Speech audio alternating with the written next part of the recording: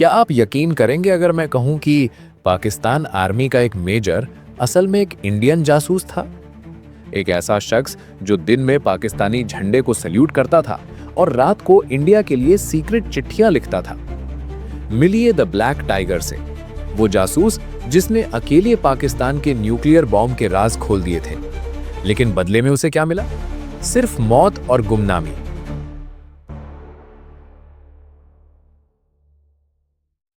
Imagine कीजिए, एक 4x6 की अंधेरी कोठरी, जगह मियां वाली जेल पाकिस्तान, तारीख नवंबर 2001। फर्श पर एक आदमी लेटा है, हड्डियां दिख रही हैं, जिस्म पर हजारों जख्म के निशान हैं। उसे टीबी है, सांस लेने में तकलीफ हो रही है। वो खांस रहा है, लेकिन पानी देने वाला कोई नहीं है। पाकिस्तानी गार्ड्स बाहर खड़े होकर हंस रहे हैं। वो उससे कहते हैं, मान ले कि तू इंडियन स्पाई है, तुझे इलाज मिल जाएगा। वो आदमी अपनी आखिरी सांसों में भी मुस्कुराता है और कहता है, मैं स्पाई नहीं हूं, मैं रविंद्र कौशिक हूं, भारत माता का बेटा। ये कहानी किसी आम आदमी की नहीं है।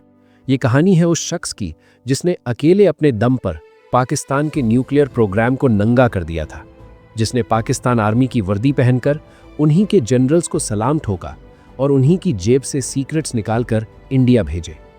प्रधानमंत्री इंदिरा गांधी ने उन्हें नाम दिया था द ब्लैक टाइगर। लेकिन अफसोस, जब वो मरा तो उसके अपने देश ने उसे पहचानने से इनकार कर दिया। आज हम उस अंधेरे राज से पर्दा उठाएंगे। कहानी पीछे जाती है साल 1952 में, राजस्थान का श्री गंगानगर शहर। ये शहर बॉर्डर पर है। यहाँ के लोगों ने 1965 और 1971 की जंगें अपनी आंखों से देखी थी। बॉम्ब के धमाके यहाँ खिलौनों की तरह कॉमन थे। इसी माहौल में रविंद्र कौशिक का जन्म हुआ। उनके पिता JM कौशिक इंडियन एयरफोर्स में थे। देशभक्ति उनके खून में थी। लेकिन रविंद्र थोड़े अलग थे। उन्हें बंदूकों से ज्यादा शौक शायरी और एक्टिंग का था। वो कॉलेज में थिएटर करते थे। दोस्तों की नकल उतारना, आवाज बदलना, ये उनका टैलेंट था। किसे पता था कि ये एक्टिंग ही एक दिन उनका सबसे बड़ा हथियार बनेगी। 1973 लखनऊ, रविंद्र एक नेशनल ड्रामा फेस्टिवल में परफॉर्म करने गए। नाटक का नाम था शहीद। उसमें उन्होंने एक ऐसे इंडियन फौजी का रोल किया जिसे दुश्मन पकड़ लेते हैं, मारते हैं, लेकिन वो देश का राज नहीं बताता। रविंद्र स्टेज पर इतना रोए, इतनी शिद्दत से डायलॉग बोले कि ऑडियंस में बैठे लोगों के रोंगटे खड़े हो गए। उस ऑडियंस में 2 लोग ऐसे थे जो ताली नहीं बजा रहे थे, वो सिर्फ रविंद्र की आंखों को पढ़ रहे थे। वो थे raw, research and analysis wing के रिक्रूटर्स। रॉ नई बनी थी 1968 में। उन्हें ऐसे एजेंट्स चाहिए थे जो दुश्मन के इलाके में घुल मिल सके। शो के बाद रविंद्र को बैक स्टेज बुलाया गया। ऑफिसर ने पूछा, तुम स्टेज पर अच्छी एक्टिंग करते हो, क्या असली जिंदगी में एक्टिंग कर पाओगे? एक ऐसी स्टेज पर जहां रीटेक नहीं होता, जहां गलती का मतलब मौत है। रविंद्र ने पूछा, किसके लिए? ऑफिसर ने कहा, भारत के लिए। रविंद्र ने उसी वक्त हाँ कर दी। उन्होंने अपनी ग्रेजुएशन छोड़ दी, दोस्तों को छोड़ दिया, घर पे झूठ बोला कि उन्हें दिल्ली में जॉब मिली है, और वो निकल पड़े एक ऐसे रास्ते पर जहां से वापसी नामुमकिन थी। दिल्ली में रविंद्र की ट्रेनिंग शुरू हुई। ये कोई आम फौजी ट्रेनिंग नहीं थी, ये ट्रांसफॉर्मेशन था। रॉ ने उन्हें सिखाया कि एक हिंदू लड़के को मुसलमान कैसे बनना है। सबसे पहले उनका नाम बदला गया। रविंद्र कौशिक मर गया। जन्म हुआ नबी अहमद शाकिर का। उन्हें उर्दू सिखाई गई, लेकिन किताबी उर्दू नहीं।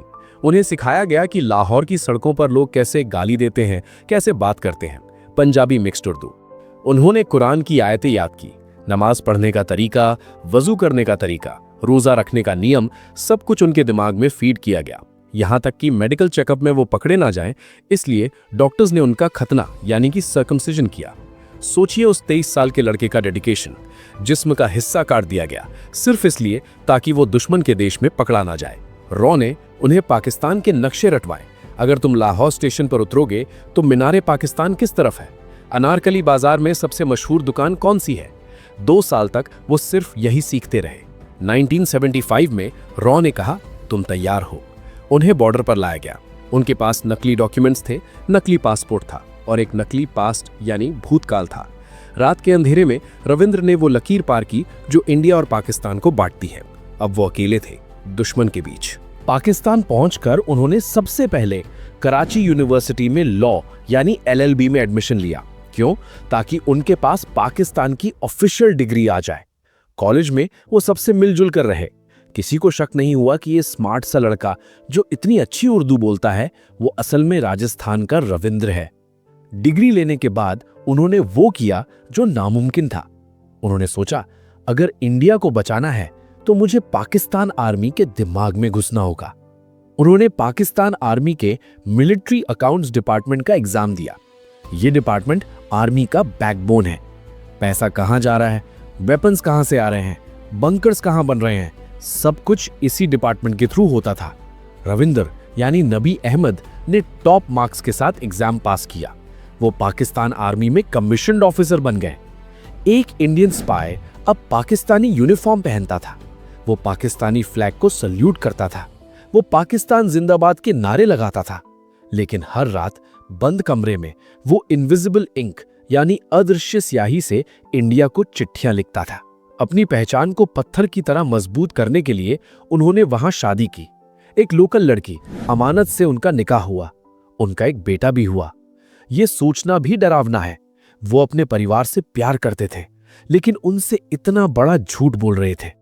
उनकी पत्नी को लगता था कि वो एक फौजी अफसर हैं, जबकि वो इंडिया का एजेंट था।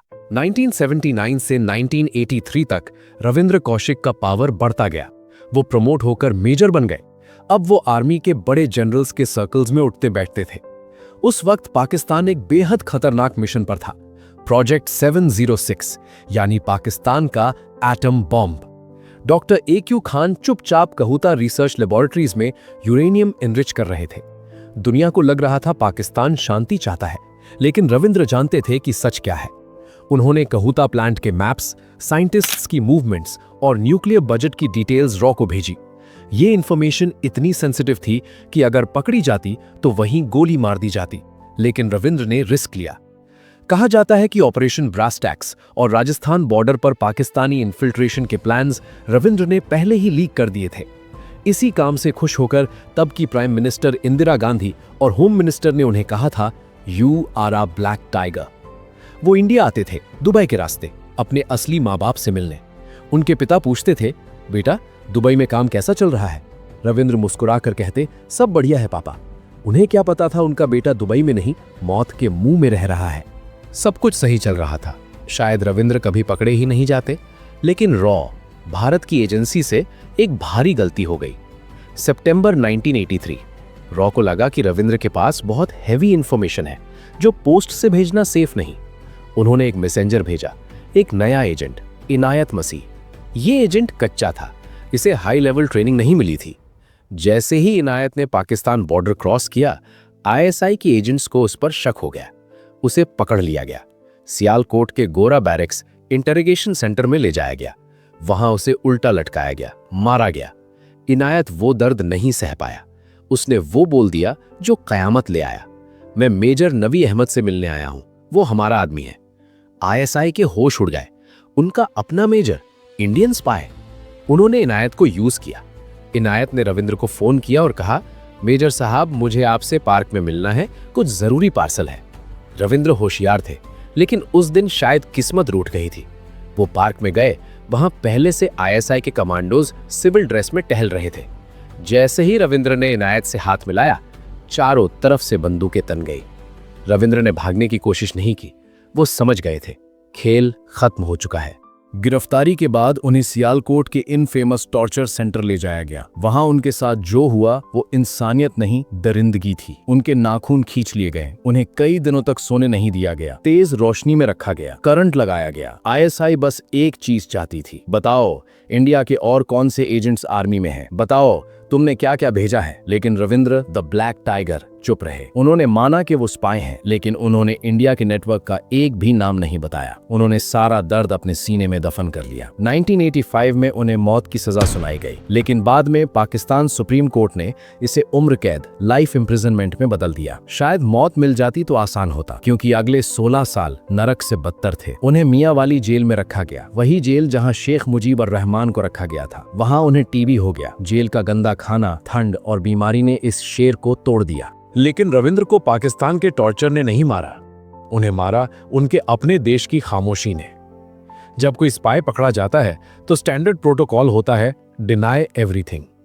इंडिया ने कह दिया, हम रविंद्र कौशिक नाम के किसी आदमी को नहीं जानते। रविंद्र जेल से चुपके से चिट्ठियां लिखते थे। ये चिट्ठियां आज भी उनके परिवार के पास जयपुर में हैं। एक चिट्ठी में उन्होंने लिखा था, क्या भारत जैसे बड़े देश के लिए कुर्बानी देने वालों को यही मिलता है? मैं यहां तिल तिल कर मर रहा हूं और मेरा देश सो रहा है। उन्होंने लिखा, अगर मैं अमेरिकन होता तो 3 दिन में छूट जाता। इजराइल अपने एक सिपाही के लिए जंग लड़ लेता है, लेकिन मेरा कोई नहीं। उनके पिता सदमे में मर गए। उनकी मां अमला देवी आखिरी सांस तक पीएमओ फॉरेन मिनिस्ट्री को लेटर लिखती रहीं। सबने हमदर्दी दिखाई, पर मदद किसी ने नहीं की। नवंबर 2001, पाकिस्तान की ठंड और टीबी की बीमारी ने रविंद्र के दिल पर असर डाल दिया था। 21 नवंबर को मियांवाली जेल में द ब्लैक टाइगर ने आखिरी सांस ली। वो 49 साल के थे। उन्हें वहां जेल के पीछे एक गंदे बेनाम कब्रिस्तान में दफना दिया गया। न कोई जनाजा निकला, न तिरंगा उड़ाया गया, न कोई जय हिंद बोला गया। वो मिट्टी में मिल गए, दुश्मन की जमीन पर। आज जयपुर में उनके घर के बाहर एक छोटी सी नेम प्लेट है। उनका परिवार आज भी उस दर्द में जीता है। सरकार ने बाद में उन्हें कुछ पैसा दिया, पेट्रोल पंप दिया, लेकिन क्या वो उस बेटे को वापस ला सकता है? रविंद्र कौशिक की कहानी हमें ये सोचने पर मजबूर करती है कि आज़ादी मुफ्त नहीं है। हम चैन से सोते हैं क्योंकि कोई नबी अहमद बनकर दुश्मन के बीच जागता है। दोस्तों, जासूस का कोई देश नहीं होता, ये सच है, लेकिन देश का फर्ज होता है अपने जासूस को याद रखना।